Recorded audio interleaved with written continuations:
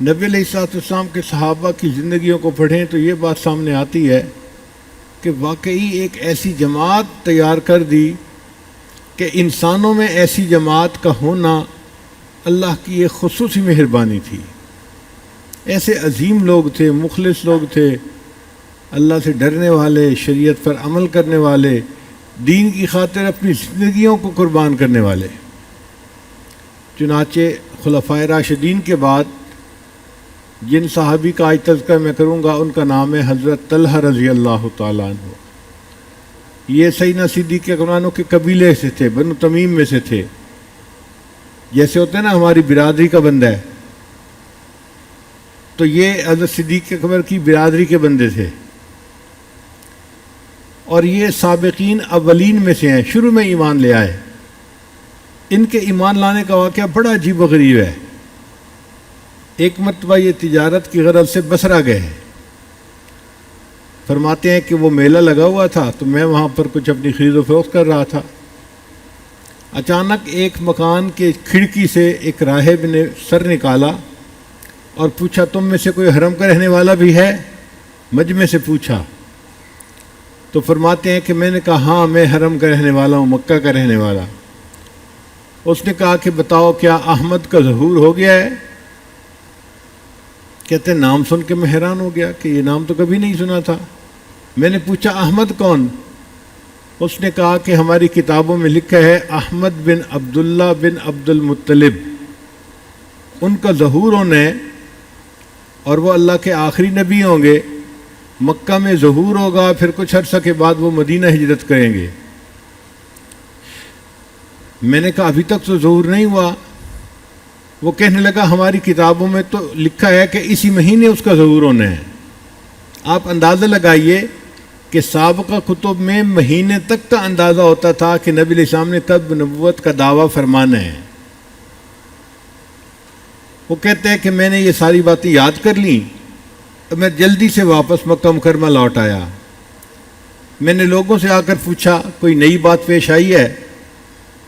ان کا ہاں ایک بندے نے نبوت کا دعویٰ کر دیا ہے اور ابو بکر اس پر ایمان لے آیا، یہ نئی بات ہے۔ کہنے لگے میں سیدھا ابو بکر صدیق عنہ کے پاس گیا، میں نے پوچھا کہ کیا معاملہ ہوا، تم ایمان لے آئے ہو؟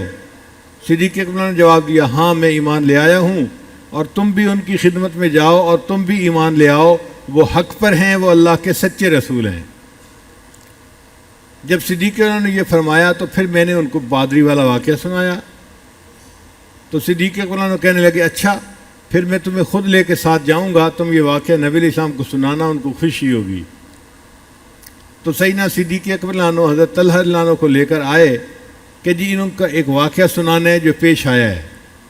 تو حضرت طلحہ نے نبی علیہ السلام کو یہ واقعہ سنایا، نبی علیہ السلام خوش ہوئے اور پھر مسکرا کر طلحہ کو دیکھا اور فرمایا کہ کیا ایمان لانے کا ارادہ ہے؟ انہوں نے کلمہ پڑھا اور وہ مسلمان ہو گئے۔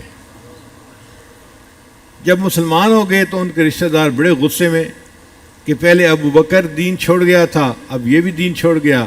چنانچہ ان کے ماموں نے حضرت ابو بکر صدیق کو اور طلحہ کو اکٹھا ایک رسی کے اندر باندھ دیا۔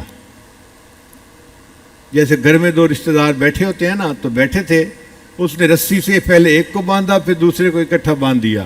اس وجہ سے حضرت طلحہ کو حضرت ابو بکر صدیق کے ساتھ نسبت مل گئی۔ ان کو قرینین کہتے ہیں، ایک دوسرے کے ساتھی، یہ ساتھی بن گئے ایک دوسرے کے۔ حضرت طلحہ کی جو والدہ تھی نا وہ بہت جابرہ عورت تھی، زبردست عورت تھی۔ جب اس نے دیکھا کہ میرا بیٹا مسلمان ہو گیا تو اس نے بہت طلحہ کو ٹف ٹائم دیا۔ مسعود بن حراش کہتے ہیں کہ زمانہ جاہلیت میں صفا اور مروہ کے درمیان سعی کر رہا تھا، میں نے ایک نوجوان کو دیکھا کہ جس کے ہاتھ رسی سے بندھے ہوئے تھے اور اس کے گلے کی طرف اس کے ہاتھ بھی باندھے گئے تھے، اور اس کے پیچھے پیچھے ایک عورت چل رہی تھی اور اس کو گالیاں نکال رہی تھی۔ میں نے پوچھا یہ کیا معاملہ ہے؟ ان کا کہ یہ طلحہ ہے جو بے دین ہو گیا ہے اور پیچھے اس کی والدہ چل رہی ہے اور اس کی والدہ اس کو لوگوں کے سامنے بے عزت کر رہی ہے تاکہ یہ اپنے دین پہ واپس آ جائے۔